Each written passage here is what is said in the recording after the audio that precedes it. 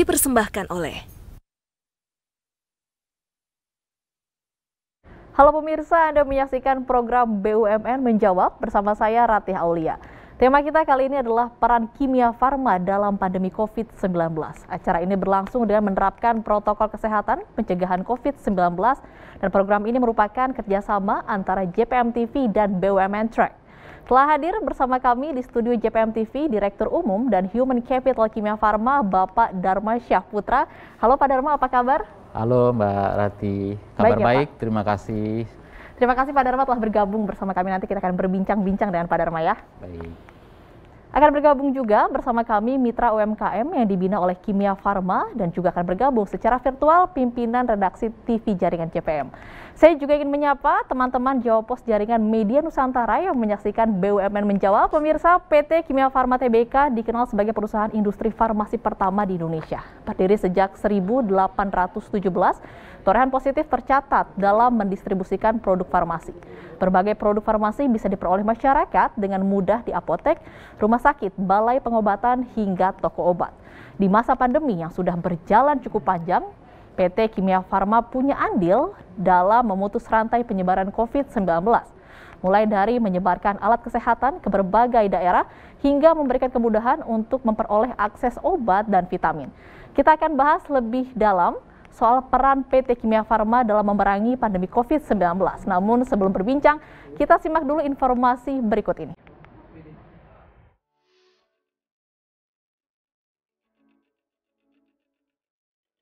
PT Kimia Farma memiliki andil besar dalam memutus rantai penyebaran COVID-19 di Indonesia.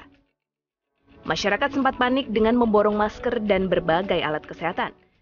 Harga alat kesehatan juga sempat melambung tinggi. Kimia Farma memberikan solusi agar tidak timbul kepanikan. Di tiap gerai apotek Kimia Farma, satu orang hanya diperbolehkan membeli 2 masker seharga Rp2.000 per lembar. Sementara, pembelian antiseptik juga dibatasi. Menteri BUMN Erick Thohir mengapresiasi langkah Kimia Farma dalam penyediaan alat kesehatan saat pandemi COVID-19. Barusan juga saya udah cek, masker, ya kan, ini buat antiseptik semua ada. Dan bahkan Kimia Farma sudah mulai membatasi bahwa tidak boleh misalnya orang lebih beli dari 2. Ya, harga juga kita pastikan tidak ada harga-harga yang mohon maaf ya ketika masyarakat susah Kimia Farma menaikkan harga. Presiden Joko Widodo memerintahkan kepada penegak hukum untuk menindak tegas oknum yang menimbun alat kesehatan. Kasus COVID-19 perlahan menurun. Masyarakat tetap diminta mematuhi protokol kesehatan ketat dan hidup berdampingan dengan pandemi. Tim Liputan JPM TV, Jakarta.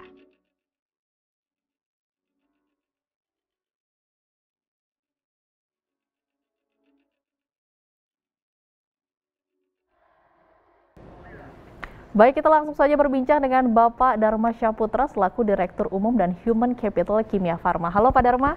Halo Mbak Rati. Terima kasih sudah bergabung bersama kami Pak Dharma. Dengan senang hati, selamat siang dan untuk seluruh pemirsa juga. Oke, Pak Dharma nih, di awal perbincangan saya ingin bertanya kepada Pak Dharma nih, agar pemirsa di rumah juga yang tahu nih, apa yang menjadi ruang lingkup dan kegiatan usaha dari PT Kimia Farma itu sendiri? Baik Mbak Rati, jadi Kimia Farma ini adalah industri farmasi dan kesehatan yang terintegrasi.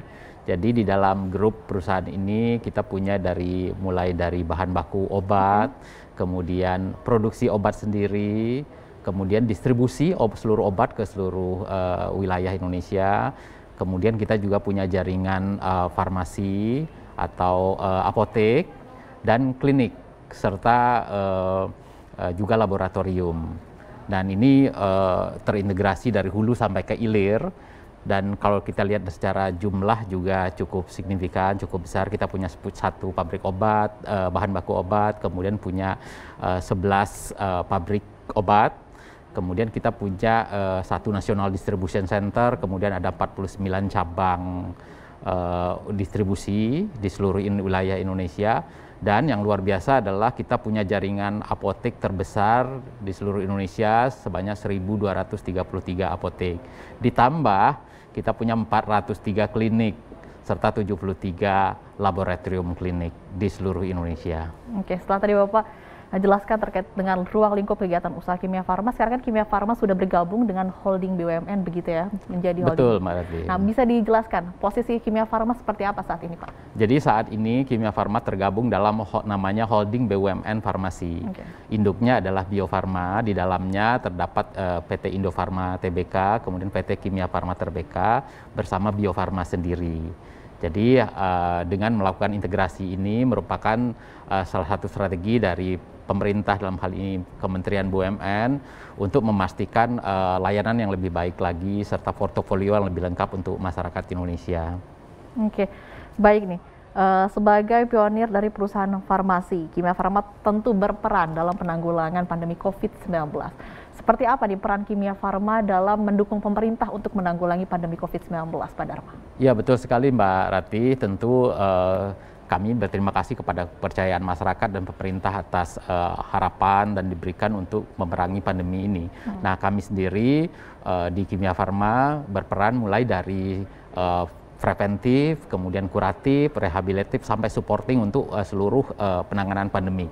Kalau kita bicara tentang preventif, tentu kita bicara adalah bagaimana mensupport gaya hidup yang sehat melalui support terhadap vitamin kesehatan, kemudian juga termasuk kedepannya adalah vaksinasi, kemudian penyediaan masker sebagai pencegahan, alat perlindungan diri gitu. Dan di kuratif, seperti masyarakat juga tahu, kita menyediakan beberapa obat terapi COVID-19, seperti apakah itu antivirus, bakteri, antibakteri, kemudian terapi COVID yang lainnya. Kemudian di rehabilitatif, biasanya yang setelah terkena COVID kan ingin ada memperkuat vitamin D misalnya, atau zinc gitu. Nah, ini juga kita sediakan, termasuk juga alat-alat kesehatan yang terkait dan supportingnya, termasuk misalnya obat batuk dan lain-lain. Jadi kita berperan hampir di semua aspek penanganan COVID-19 ini. Oke, di pandemi seperti ini mungkin kan ada tren baru masyarakat nih ya Pak, terkait dengan kebutuhan obat tadi, seperti kebutuhan obat, kebutuhan alat kesehatan, kemudian juga ada alat tes swab, pokoknya alat-alat yang berhubungan dengan COVID-19 ini. Nah, bagaimana strategi Kimia Farma dalam menghadapi pandemi COVID ini? Iya, pastinya gini, kami melihat memang ada tren di masyarakat, terlepas dari sebelum pandemi juga masyarakat sebenarnya sudah bergeser pengen gaya hidup yang lebih sehat. Nah, ini yang juga kita perhatikan dan kita pastikan ini kita bisa support seperti vitamin gitu ya. Nah, terkait COVID sendiri, kami saat ini tentu bekerja sama dengan pemerintah untuk penyediaan obat-obat terapi COVID-nya, termasuk pencegahan dan rehabilitasinya seperti yang tadi saya sampaikan, Mbak Rati. Nah, kami berupaya memastikan ketersediaan obatnya tersedia di seluruh outlet kami, sehingga bisa diakses oleh masyarakat dengan lebih baik. Tentu di belakangnya kami harus mempersiapkan itu dengan segala supporting sistemnya, yaitu kapasitas produksinya, ketersediaan bahan bakunya, dan termasuk juga tadi bagaimana memastikan ketersediaan itu ada melalui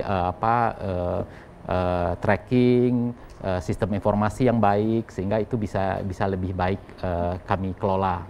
Berarti ketika pandemi itu datang, Kimia Farma langsung bergegas untuk mempersiapkan segala kebutuhan masyarakat. Seperti itu ya Pak Dharma ya? Iya betul, kami berusaha sebaik mungkin untuk bisa menjadi mitra pemerintah dan pelayani masyarakat. Oke, baik. Sebagai pionir dari perusahaan, Kimia Farma berperan dalam memenuhi kebutuhan masyarakat saat melawan pandemi COVID-19. Seperti apa? Usai jeda, tetaplah bersama kami. Didukung oleh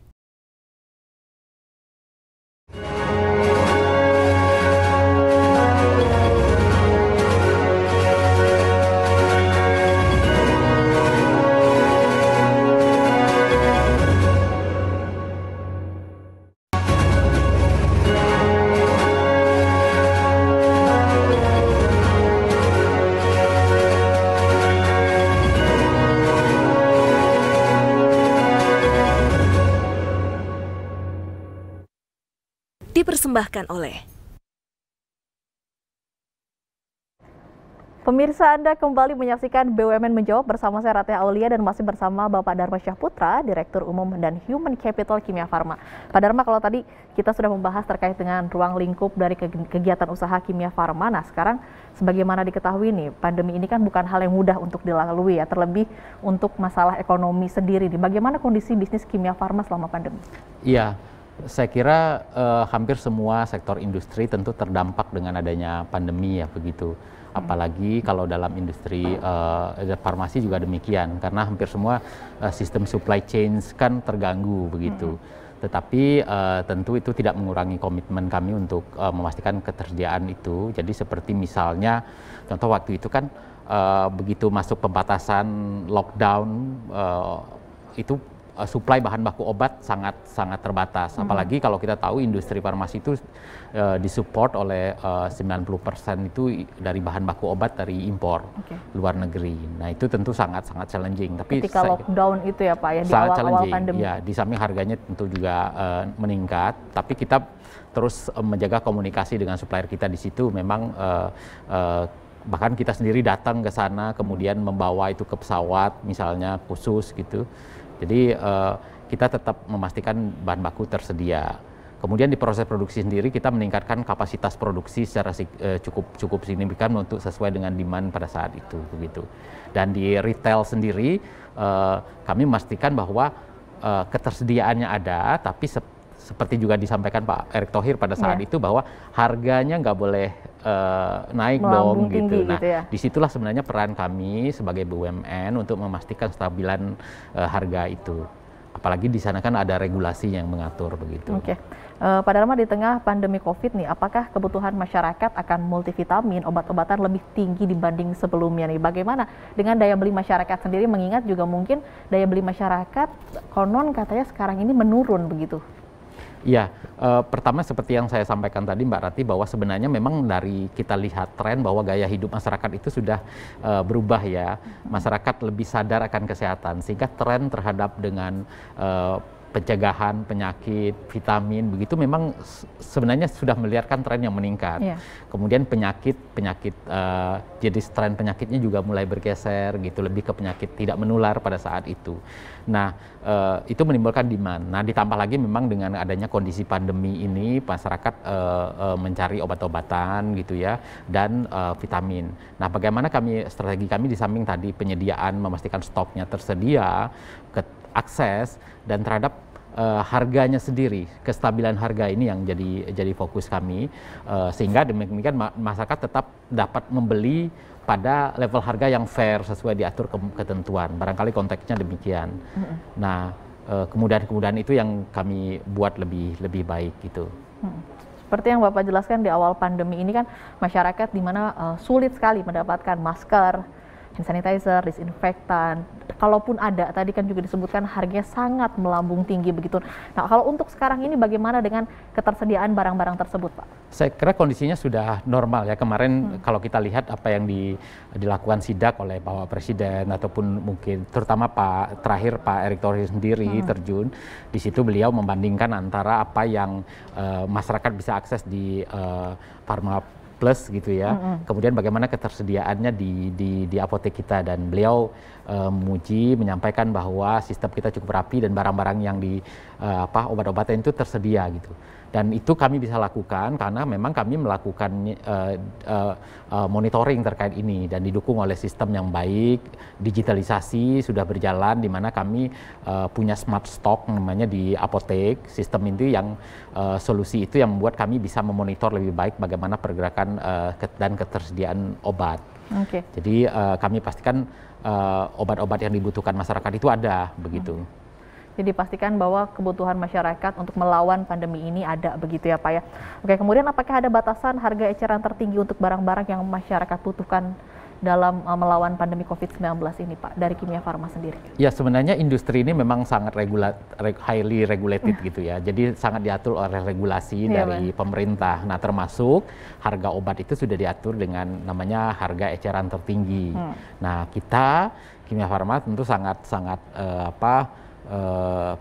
mengikuti apa yang sudah menjadi regulasi pemerintah tersebut. Contohnya di harga edaran tertinggi untuk satu obat. Misalnya diatur katakanlah yang pada saat itu dibutuhkan masyarakat adalah vitamin C. Di Kimia Farma kami menyediakan vitamin C generik 250 gram gitu. Pada harga eceran tertinggi Rp28.028 untuk 100 tablet. Nah ini tertera di kotak obatnya kan, dan sehingga pemerintah konsumen sebenarnya bisa melakukan cross check sendiri gitu, apakah ini dijual pada harga tersebut, dan kami memastikan bahwa seluruh apotek, seluruh petugas layanan kami juga memastikan patuh dengan harga tersebut. Gitu. Oke, jadi jika misalkan kita datang ke toko obat lain, misalkan kita bisa menemukan di saat kasus COVID sedang melonjak itu harga vitamin itu tinggi sekali, di Kimia Farma bisa dipastikan itu tidak terjadi begitu ya Pak? Tidak terjadi, tidak terjadi. Kita mengikuti harga edaran tertinggi pemerintah. Kalau kita lihat di kondisi terakhir pada waktu itu banyak masyarakat mencari obat-obatan terapi COVID, favipiravir, azithromycin. Kita bahkan pajang itu daftar harganya di apotek, bahkan ya apa yang beredar di viral beberapa harga obat itu sudah ditentukan. Jadi kita pastikan harganya sesuai dengan harga edaran tertinggi yang diatur pemerintah. Oke, baik. Lalu bagaimana strategi Kimia Farma dalam menjaga ketersediaan obat dan kebutuhan masyarakat dalam menghadapi COVID-19 sesaat lagi? Tetaplah bersama kami. Didukung oleh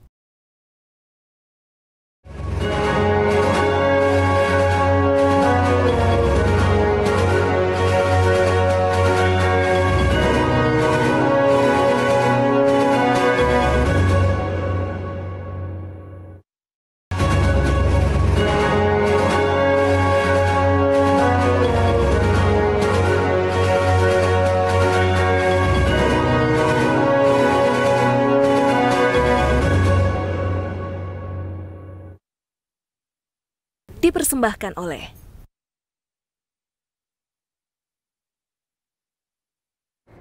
Anda masih menyaksikan BUMN Menjawab bersama saya Ratih Aulia. Pada Rahman, tadi kan kita sudah membahas mengenai masker, hand sanitizer, disinfektan. Nah, sekarang saya ingin membahas terkait dengan obat terapi COVID-19. Di kemarin masyarakat sempat mengalami kesulitan dalam memperoleh obat-obat tersebut ketika memang angka kasus COVID-nya sedang tinggi-tingginya begitu. Nah, kemudian apa yang menjadi strategi Kimia Farma dalam menghadapi kondisi seperti itu?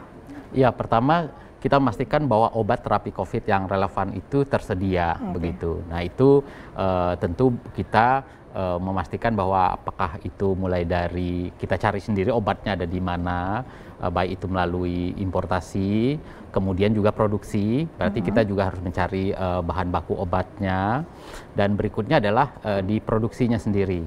Jadi peningkatan kapasitas produksi sesuai dengan demand itu memang selalu kita cocokkan, dan itu contohnya adalah obat terapi COVID favipiravir gitu. Sebab ini adalah obat antivirus. Nah, obat antivirus ini kita sekarang sudah bisa produksi 2 juta tablet sehari.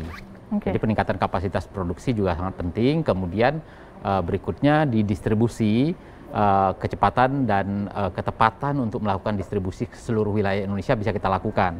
Nah, kebetulan karena kita punya jaringan distribusi itu paling besar seluruh Indonesia, kita punya 49 cabang di seluruh Indonesia, itu kita bisa jadi memastikan kita bisa mensuplai ke rumah sakit pemerintah yang ada di daerah-daerah. Nah, berikutnya juga kestabilan ketersediaan obat di retail kita, retail farmasi. Berikut juga harganya. Nah, kalau harga tadi kan sudah diatur dengan harga edaran tertinggi. Nah, ketersediaannya kita pastikan melalui tadi sistem yang kita punya. Oke, jadi ketika harga maksudnya ketika angka COVID sedang melonjak begitu, strategi-strategi dimainkan oleh Kimia Farma untuk tetap menjaga ketersediaan stok dari obat terapi COVID itu sendiri. Nah, kemudian untuk saat ini bagaimana stok atau ketersediaan dari obat terapi COVID? Apakah aman atau bagaimana, Pak? Pada saat ini kondisi aman. Jadi ya kita kemarin dicek di lapangan oleh Pak Menteri sendiri, jadi sekali itu buktinya bahwa memang aman. Kemudian secara kapasitas produksi seperti yang saya sampaikan tadi Mbak Rati, bahwa ini adalah kita sudah bisa produksi favipiravir itu 2 juta tablet sehari gitu. Itu contohnya, jadi aman. Kemudian dari ketersediaan bahan baku juga kita pastikan pada stok yang aman juga. Kemudian berbicara terkait dengan harga eceran tertinggi untuk obat terapi COVID sendiri, seperti apa Pak? Berapa harganya? Apakah memang mudah dijangkau oleh masyarakat? Saya kira harganya masih reasonable sesuai dengan regulasi dan mudah-mudahan masih dalam koridor yang bisa dijaga oleh masyarakat. Contohnya adalah Favipiravir itu sebagai salah satu terapi dari obat COVID. Kita punya di pasar itu kan yang 200 mg itu harganya adalah 22.500. Kemudian ada lagi namanya antibakteri itu azitromisin, itu di kemasan harga 500 mg itu di harga 1.700 per tablet. Kemudian oseltamivir juga itu di 75 mg itu harganya 26.000. Jadi itu sesuai HET. Oke, jadi sesuai dengan HET yang sudah ditetapkan oleh pemerintah. Nah, betul kemudian kan sekali, kemarin kita tadi sudah saya sempat singgung bahwa sempat angka kasus COVID melonjak begitu ya. Kemudian akhirnya masyarakat juga sulit mendapatkan obat terapi COVID. Nah, kemudian apa langkah dari Kimia Farma untuk mengantisipasi hal seperti itu terulang begitu? Sulitnya masyarakat mendapatkan obat, mungkin ada strategi dari Kimia Farma untuk mengantisipasi hal itu terjadi. Mungkin kita tidak ingin, tapi tidak ingin angka COVID naik kembali. Namun mungkin pasti ada strategi gitu dari Kimia Farma harus seperti apa jika nanti sempat ada lagi lonjakan kasus.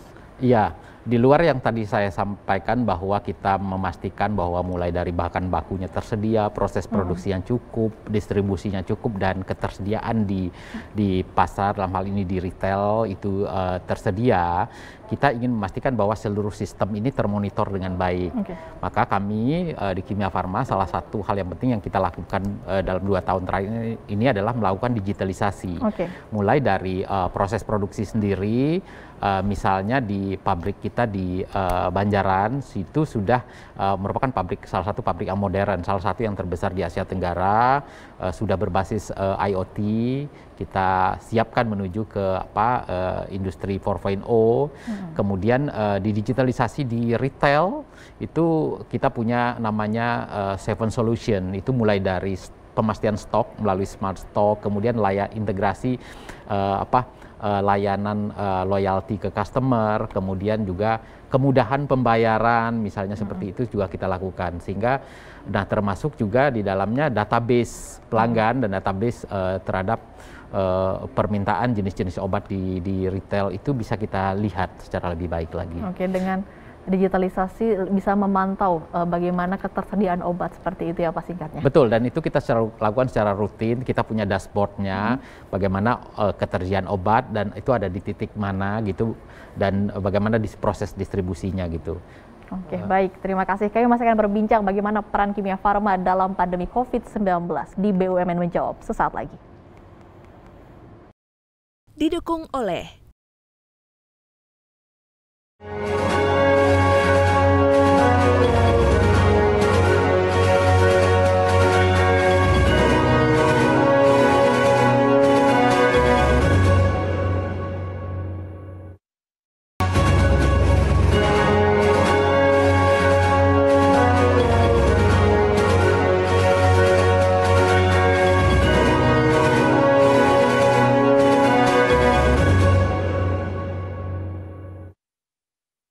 dipersembahkan oleh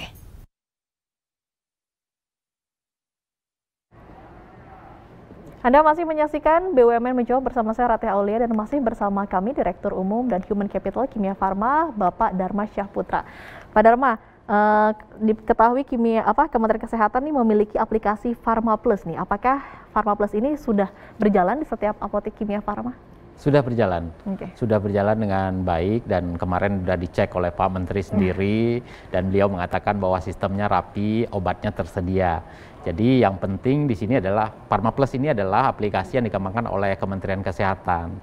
Tujuannya agar masyarakat bisa mengetahui posisi atau distribusi obat ini ada di mana dan ketersediaannya di mana. Nah, kuncinya tentu adalah bagi fasilitas kesehatan dalam hal ini retail misalnya, penyedia obat, apotek begitu bisa menyediakan obat yang ada di dalam Pharma Plus tersebut. Nah, ini yang kami fokuskan dan kami memastikan bahwa seluruh obat-obat, terutama obat-obat yang terkait dengan apakah itu terapi COVID ataupun pendukungnya itu tersedia sesuai dengan apa yang tertera di Pharma Plus begitu. Oke, baik. Di era pandemi saat ini, Pak Dharma, semua kita semua gitu, bisnis usaha bermigrasi ke digitalisasi. Bagaimana Kimia Farma mengantisipasi perubahan teknologi dan kondisi sosial masyarakat di masa depan? Ya, ini digitalisasi memang kata kunci di dalam transformasi Kimia Farma saat ini, di mana kita mempunyai visi menjadi digital healthcare company. Jadi kunci di balik ini adalah digitalisasi. Kita melakukan digitalisasi mulai dari digitalisasi terkait dengan mindsetnya, kemampuan 14 orangnya, dan seluruh di dalam rantai nilai kita, baik itu di proses produksinya, kemudian di retailnya gitu. Dan seperti saya sampaikan tadi terkait dengan bagaimana kita melakukan transformasi digital di retail, itu salah satunya kaitannya tadi mendukung ketersediaan obat di dalam Pharma Plus. Jadi kami punya digitalisasi, salah satunya juga layanan di luar Pharma Plus adalah kami sendiri, di KM sendiri punya namanya KM Mobile. KM Mobile itu adalah di mana masyarakat bisa membeli obat atau mencari obat di dalam jaringan apotek Kimia Farma melalui hanya dari handset. Dan di belakangnya proses digitalisasi kita bisa memastikan ketersediaan di seluruh jaringan apoteknya lebih baik. Ada stok terbaik dengan stoknya, ketersediaan obat, dan kita juga monitor di dalam terkait dengan ketersediaan obat di seluruh Indonesia. Karena di belakang itu kita juga punya monitoring dashboardnya, dan bahkan saat ini kita sudah punya kemampuan untuk melakukan big data atau pengolahan big data. Sehingga kita punya gambaran terkait dengan bagaimana sih perilaku konsumen, bagaimana kemudian kebutuhan dalam obat-obat terapi tertentu begitu. Sehingga dengan demikian di belakangnya apa yang kita produksi, apa yang kita jual lebih sesuai dengan apa yang menjadi kebutuhan dari masyarakat. Oke, digitalisasi lebih memperhatikan kebutuhan konsumen seperti itu ya, harapannya Pak? Demikian, termasuk konsumen dan juga tentunya stakeholder kita adalah pemerintah dalam hal ini, bahwa obat-obat di daerah tertentu misalnya bisa tersedia, itu terkait dengan distribusinya. Oke, distribusi di daerah juga biar lebih lancar begitu ya Pak ya. Betul sekali, Mbak. Dan Pak Dharma, kita juga sudah bergabung bersama pimpinan redaksi dari PAL TV, ada Mbak Susanita. Halo Mbak Susan. Halo, selamat siang. Selamat siang. Kemudian juga bergabung bersama kami ada Mas Sodik, penanggung jawab redaksi dari Simpang 5 TV Semarang. Halo Mas Sodik.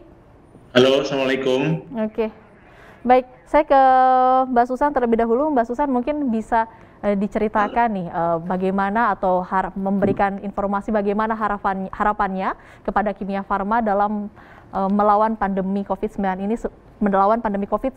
ini. Ya, terima kasih banyak Mbak Rati. Selamat siang Pak Dharma, saya mengikuti dari awal nih, dan sepertinya banyak sekali capaian positif yang Kimia Farma berikan ya untuk negeri ini untuk membantu mengatasi pandemi COVID-19. Tentunya ini jadi PR bersama ya Pak, apalagi kalau yang saya baca ini Kimia Farma luar biasa kinerjanya, bahkan katanya double digit ya untuk laba bersihnya di semester 1. Mudah-mudahan ya. Nah, ini saya mau nanya sebenarnya Pak, tentang capaian positif apa saja sih yang sudah dilakukan Kimia Farma dalam membantu mengatasi pandemi COVID-19 di negeri ini. Dan tentunya harapan kita semua ya agar pandemi ini segera berakhir ya Pak. Nah, apa harapan positif dari Kimia Farma nih ke depannya Pak untuk semuanya lah ya kayak gitu Pak. Itu saja sih Pak yang baik. Saya tanyakan. Baik, terima kasih. Ditampung dulu ya Pak ya. Oke. Kemudian selanjutnya Mas Sodik bisa bertanya atau memberikan harapannya terkait dengan peran Kimia Farma dalam menanggulangi pandemi COVID-19. Oke, terima kasih. Selamat siang Pak Dharma. Terima kasih atas kesempatan yang diberikan.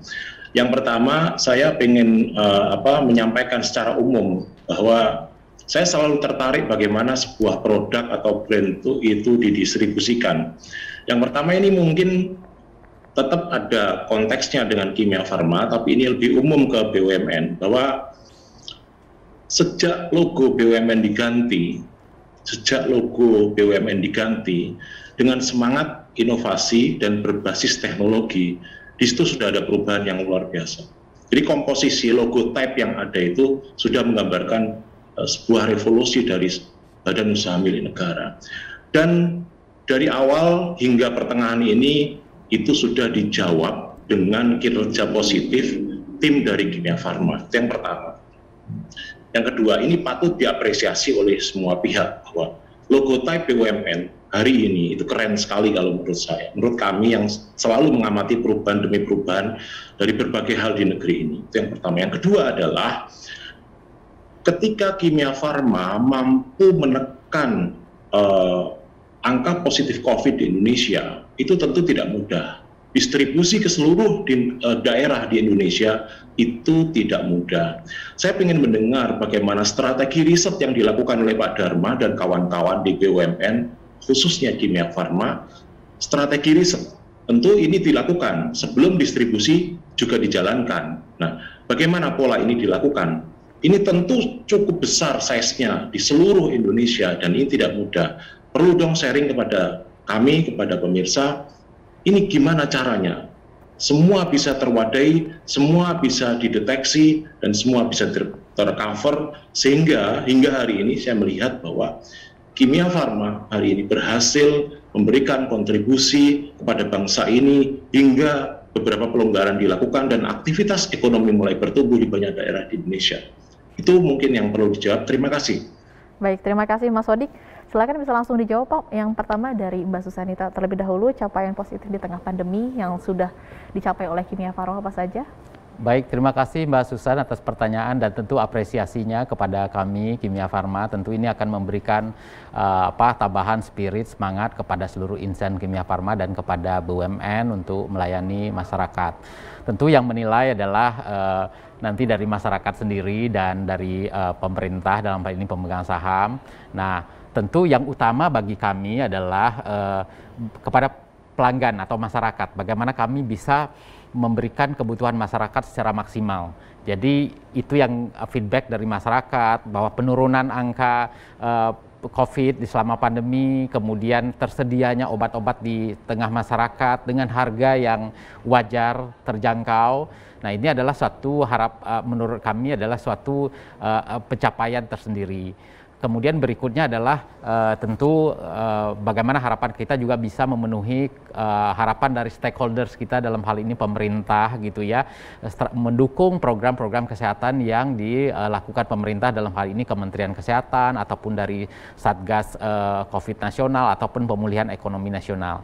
Nah, terakhir barangkali ini bonusnya nih Mbak Susan, bahwa pencapaian ini tentu didukung dengan kinerja yang baik dari Kimia Farma sendiri. Nah, harapan kami ini juga kami lakukan bagaimana mendorong penjualan, juga melakukan efisiensi di dalam, sehingga harapan pencapaian ini dapat dilihat, dapat dirasakan oleh masyarakat dan dilihat juga karena kita adalah perusahaan terbuka, sehingga pencapaian ini seperti yang disampaikan tadi bahwa laba kita naik signifikan di tahun ini di semester 1. Nah, ini mudah-mudahan berlanjut di semester 2 dan berlanjut di masa yang akan datang, sehingga kita juga melayani masyarakat tetapi menjadi BUMN yang dimanage dengan baik. Okay. Demikian Bu Susan.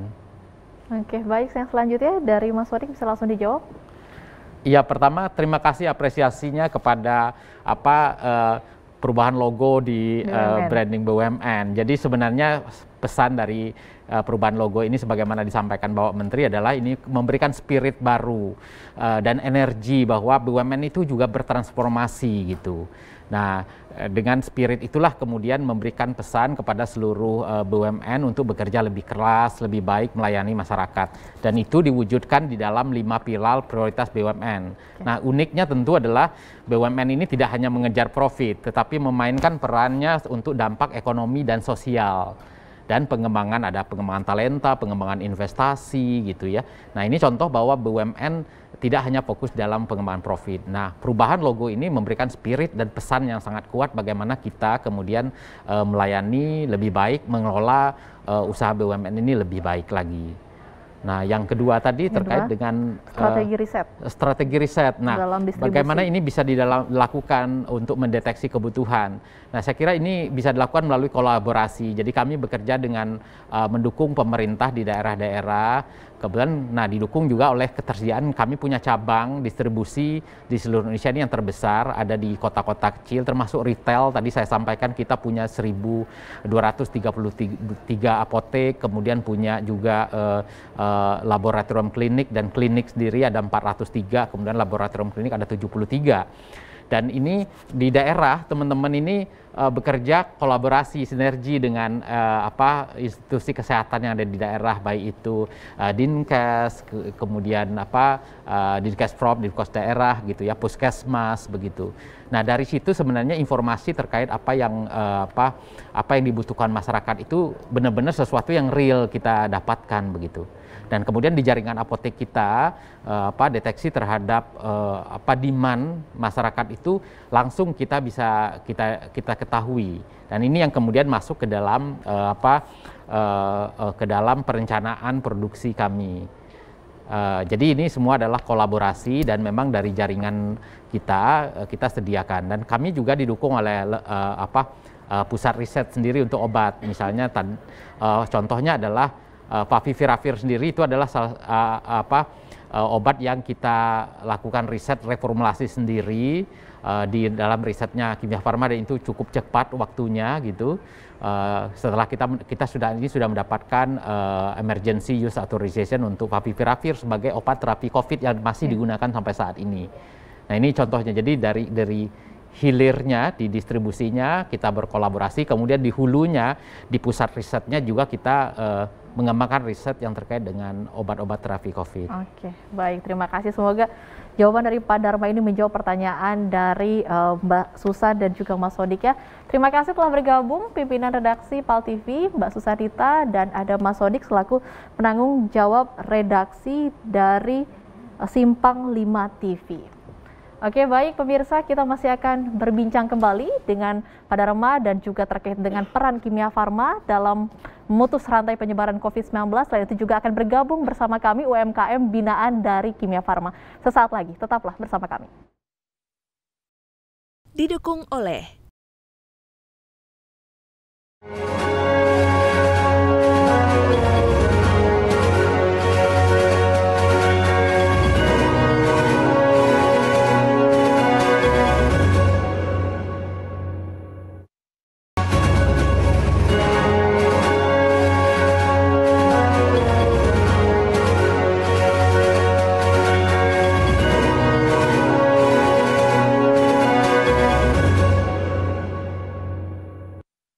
dipersembahkan oleh Anda masih menyaksikan BUMN Menjawab bersama saya Ratih Aulia, dan masih bersama kami Direktur Umum dan Human Capital Kimia Farma Bapak Dharma Syahputra. Dan sekarang telah hadir juga bersama kita ada Ibu Sarah dari Unit Dagang Bunga Antik dan Ibu Emi Trihastuti dari Familia Herbal selaku UMKM yang dibina oleh Kimia Farma. Halo ibu-ibu, apa kabarnya? Alhamdulillah baik. Alhamdulillah baik. Terima kasih telah bergabung bersama kami. Nanti kita akan ngobrol bersama Ibu Sarah dan juga Ibu Emi. Namun saya akan ke Pak Dharma terlebih dahulu nih. Pak Dharma nih, sebagaimana kita ketahui kan bahwa sekarang ini pandemi COVID ini bukan hal yang mudah untuk dilalui ya. Bagaimana strategi Kimia Farma dalam mengatasi pandemi COVID ini agar usahanya itu tetap berjalan dengan baik begitu Pak? Ya baik, salah satu bentuk dari komitmen Kimia Farma kepada masyarakat adalah tidak hanya tentu tadi yang kita bahas sebelumnya penyediaan obat, tetapi bagaimana kita juga mendukung masyarakat untuk dapat pulih secara perekonomian. Nah, dalam salah satu program kita dalam hal ini adalah membantu perekonomian usaha kecil dan menengah kecil gitu, UMKM.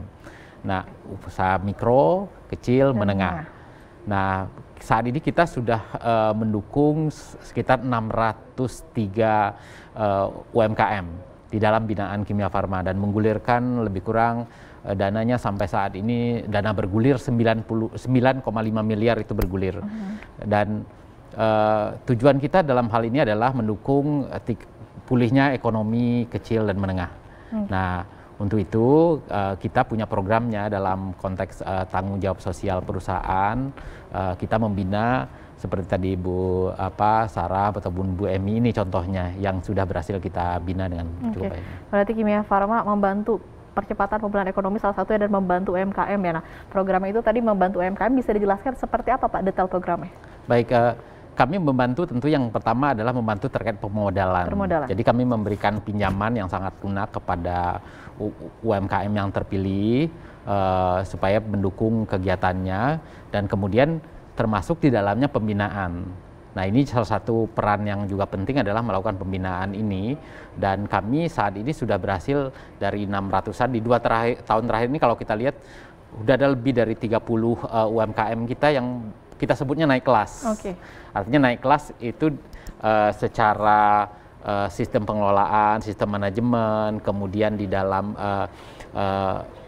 perizinan, kemudian juga termasuk naik kelas di dalam bisa go online, misalnya lebih digital, melakukan digital marketing sesuai dengan kebutuhan masyarakat saat dan gaya hidup masyarakat saat ini, dan tentu juga naik kelas secara omset. Gitu. Jadi dari permodalan juga memberikan pembinaan dan juga memastikan UMKM itu naik kelas begitu ya, bisa digitalisasi lah. Salah satunya bentuk demikian, dan kita punya program khusus untuk itu. Kita sebutnya UMKM Academy. Ini program selama 6 bulan. Kita sudah lakukan di 2 periode ini, 6 bulan diberikan edukasi gitu kepada khusus, sehingga ini bisa, harapan kita bisa mengakselerasi dan lebih banyak lagi contoh-contoh UMKM kita yang berhasil ke depannya gitu, dan bisa naik kelas. Nah, sekarang saya ingin bertanya nih kepada ibu-ibu nih, kalau boleh diceritakan nih Bu Sarah dan juga Bu Emi, usaha ibu di bidang apa dan bagaimana nih kondisi usaha ibu di tengah pandemi saat ini? Mungkin bisa Ibu syarah terlebih dahulu, kemudian nanti dilanjut Bu Emi. Oke, selamat sore Mbak Rati. Saya awalnya mulai ikut Kimia Farma itu 2 tahun lalu. 2 tahun lalu? Iya, dan itu sangat membantu banget. Karena dia memberikan permodalan yang memang pada saat itu tuh kita lagi banyak banget orderan, tapi terus bingung, gimana sih cara dapat modal yang kira-kira itu nggak perlu pakai jaminan. Sementara kita punya jaminan ya paling mesin atau segala macam yang memang kita punya itu aja. Nah, terus akhirnya dibantu sama mereka, kita apply, mereka survei, betulkah kita memang memiliki usaha itu atau hanya rekayasa. Nah, jadi seperti itu. Akhirnya mereka datang dan itu prosesnya cepat banget. Jadi nggak bertele-tele, kita hanya bikin proposal segala macam. Itu oke banget. Jadi sangat-sangat ngebantu banget, nggak ngejelimet dan segala macam tuh udah. Nah. Kalau boleh tahu usaha ibu nih apa nih Bu? Saya bikin tas ini ya? Dari tenun, dari kulit ular, ada dari kulit sapi. Jadi sepatu juga Bu ya? Iya, jadi custom dan sama aksesoris. Nah ini custom dan itu benar-benar deh sangat-sangat ngebantu pada saat itu. Kemudian di tengah pandemi bagaimana Bu kondisi usaha ibu? Karena kan ibu bergabungnya 2 tahun yang lalu ya. Betul. Pandemi dimulai tahun lalu. Nah kemudian bagaimana kondisinya Bu? Nah tahun kemarin itu kebetulan karena pandemi kita itu dapat orderan, tapi tidak sebesar tahun sebelumnya. Nah lebih banyak lagi kan, ada buyer, tapi aku bingung ini gimana karena sampai 100 juta. Nah akhirnya ngomong, Pak, gimana nih Pak? Ada orderan, tapi saya mau ambil apa enggak ya? Soalnya ngeri nih epidemi gini, gimana ya? Akhirnya 2 minggu, dicek semuanya, berhasil keluar. Dan kita tetap bisa ngerjakan.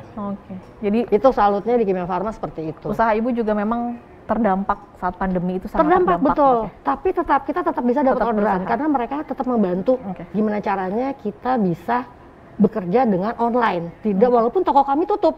Offline kan, 4 toko saya tutup. Tapi gimana caranya sudah diajarkan tadi di Kimia Farma, gimana caranya pakai digital. Jadi saya coba online, hubungi buyer-buyer di luar. Jadi dibantu banget untuk ekspor. Kemudian Bu Emi bisa diceritakan bagaimana kondisi usaha ibu di tengah pandemi, kondisi usaha apa yang digeluti oleh Bu Emi sendiri? Ya. Memang pada saat pandemi ini kami sangat menurun, apalagi bidang usaha. Ini ya, Bu ya? Boleh, monggo. Itu sabun herbal. Nah, saat itu kami sangat menurun penjualannya, tapi kami masih bersyukur ya, masih ada pelanggan setia masih membeli produk kami. Nah di saat ini kami juga atas bantuan Ibu Sarah juga kami bergabung ke UMKM yang dibina Kimia Farma. Iya betul. Sangat banyak membantunya. Kemudian tadi sudah bergabung. Nah mungkin bisa diceritakan Bu Emi, manfaat apa yang diterima dirasakan usaha ibu setelah bergabung dengan UMKM yang dibina Kimia Farma ini? Terima kasih, sangat banyak, utamanya adalah bantuan dana. walaupun dikembalikan tapi bunganya kecil gitu. Kemudian kami mendapat bantuan juga untuk legalitasnya. Kami mendapat bantuan pelatihan-pelatihan seperti yang disampaikan Pak Dharma tadi. Kami mengikuti pelatihan kewirausahaan. Ini sekarang ini kami juga mengikuti pelatihan Akademi Kimia Farma. Dan kami juga sangat berterima kasih Pak Dharma, kami dibantu kemasannya menjadi lebih cantik. Oke, Gitu. ini kemasannya. Oke. Baru. Itu baru. Yang ini baru, Bu? Iya, Oke. kemasan dari Kimia Farma. Pak Dharma mungkin bisa ditanggapi nih dari ibu-ibu ini. Bagaimana, Pak? Ya, ini memang luar biasa. Kami juga tentu membantu dengan melihat bagaimana komitmen dan bidang bisnis yang digelutinya. Nah, kalau kita lihat contohnya adalah Bu Emi dan Bu Sarah ini adalah dua tokoh yang memperlihatkan memang jiwa entrepreneurship itu ada. Itu sangat penting sehingga memberikan trust kepada kita untuk membantu dan bekerja sama. Dan yang lebih penting lagi tidak berhenti belajar, terus mau berubah.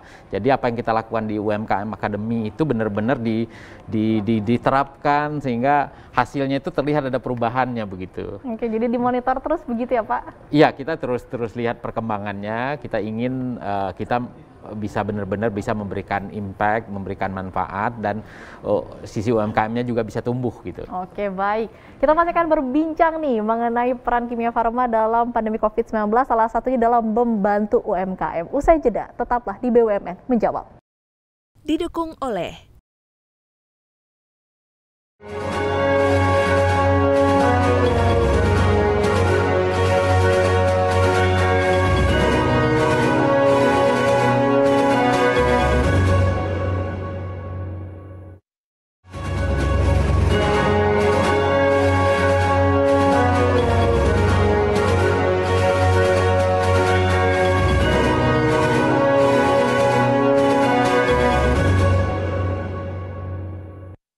dipersembahkan oleh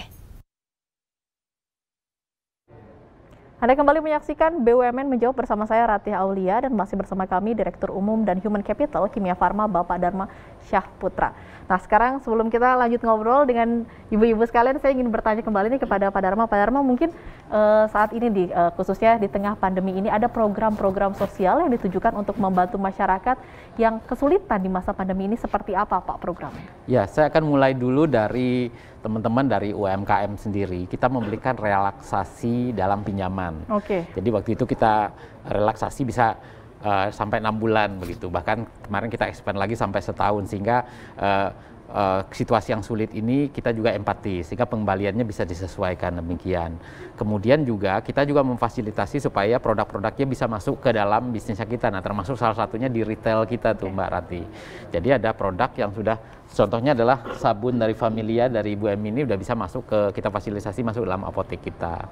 Dan beberapa UMKM yang lain kami juga arahkan untuk bisa support ke dalam misalnya kebutuhan alat kesehatan. Waktu itu ada yang produksi APD gitu, produksi masker, contohnya demikian. Nah, di luar itu kami punya beberapa program tanggung jawab sosial yang sudah berjalan, yang kemudian kita banyak support juga untuk pandemi. Contohnya ada klinik apung. Jadi kita punya 2 klinik apung, satu di daerah Nusa Tenggara Barat di Lombok. Itu terkait dengan bagaimana akses masyarakat di sana terkait dengan kesehatan. Nah, kita banyak support di situ. Nah, selama pandemi itu sangat berguna karena kemudian dia mengedukasi juga masyarakat di sana, termasuk penyiapan sebagai kawasan sehat. Termasuk juga satu lagi di Pulau Seribu. Kemudian kita juga ada perkembangan program namanya Bidan Inspiratif. Nah, ini adalah nakes terdepan kita, dan kita dukung betul mereka. Kita bikin beberapa program di mana mereka ajukan proposal yang kemudian didanai untuk memberikan layanan yang lebih baik kepada masyarakat terdepan.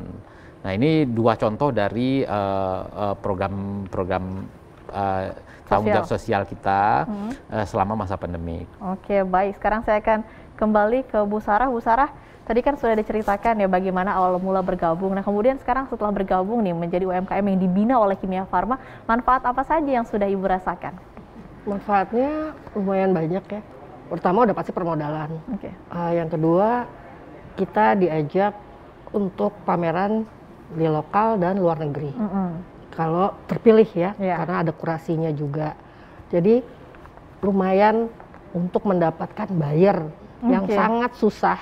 Karena kalau kita langsung ke sana, mau tidak mau, lebih mudah untuk kita. Dan Kimia Farma, mereka memfasilitasi untuk itu. Seperti itu. Oke, baik. Kemudian saya sekarang akan ke Bu Emi. Bu Emi, mungkin bisa terakhir harapannya terkait dengan UMKM yang dibina Kimia Farma ini ingin seperti apa? Baik, kami berharap bisa dibantu pemasarannya lebih luas lagi. Misalnya bazar-bazar, pameran, dan terutama produk kami bisa masuk ke outlet kimia di seluruh kimia farma seluruh Indonesia. Oke, harapannya Ibu? Harapannya Kimia Farma sampai nanti tetap membantu UMKM. Amin. Walaupun masa epidemi sudah habis. Oke, baik Pak. Bisa ditanggapi Pak. Baik, ya ini ya kita tentu akan komitmen terus bantu dan ini kedua belah pihak ya. Kalau UMKM-nya juga semangat dan ingin berusaha dengan baik, tentu kita akan fully support untuk itu. Oke, baik. Sebagai penutup mungkin Pak Dharma bisa memberikan pesan-pesannya kepada masyarakat terkait apa saja yang telah dilakukan Kimia Farma dalam membantu pemerintah menanggulangi pandemi ini dan juga pesan-pesannya untuk sahabat-sahabat UMKM yang juga dibina oleh Kimia Farma seperti apa Pak? Silakan. Baik, saya kira kita memang sedang menghadapi situasi perang pandemik COVID-19 sekarang dan kami bersama masyarakat dan pemerintah berupaya bersama-sama, ini harus upaya bersama untuk menangani pandemik ini dengan baik. Nah, kami akan memainkan peran kami sebagai penyedia obat-obatan dan alat-alat kesehatan yang terkait dengan penanganan pandemi. Mudah-mudahan dengan demikian, dengan melakukannya bersama-sama kita bisa melewati ini dengan baik. Sehingga memang membutuhkan sinergi, kerjasama dan saling dukung satu dengan yang lain. Nah, khusus kepada salah satu pilar ekonomi kita adalah UMKM. Sehingga apabila UMKM ini bisa pulih, harapan kita ekonomi kita juga bisa bentuk pulih. Nah, satu peran kecil yang kita lakukan adalah mendukung teman-teman dari UMKM seperti Bu Sarah ataupun Bu Emi ini adalah bisa tidak hanya survive, tetapi juga bisa tumbuh dan berkembang. Dan kita akan mudah-mudahan akan dapat terus membantu, tidak hanya membantu permodalan, tetapi juga membantu agar dapat tumbuh dan berkembang bersama Kimia Farma. Amin. Oke, baik. Semoga bisa terus bersinergi ya dalam saling membantu, terutama mungkin UMKM yang bisa membantu pulihnya ekonomi begitu. Betul ya Pak Dharma ya. Baik, terima kasih Bu Sarah, terima kasih Bu Emi telah hadir bersama kami. Terima kasih juga Pak Dharma telah hadir bersama kami. Demikian kebersamaan kita dalam program BUMN Menjawab. Terima kasih sekali lagi untuk Direktur Umum dan Human Capital Kimia Farma Bapak Dharma Syahputra yang sudah hadir di studio JPM TV. Terima kasih juga untuk para pemimpin redaksi TV Jaringan JPM yang sudah bergabung bersama kami dan teman-teman dari Jawa Pos Jaringan Media Nusantara yang sudah menyaksikan BUMN Menjawab. Acara ini dipersembahkan oleh JPM TV dan BUMN Track. Saya Rati Aulia undur diri, sampai jumpa.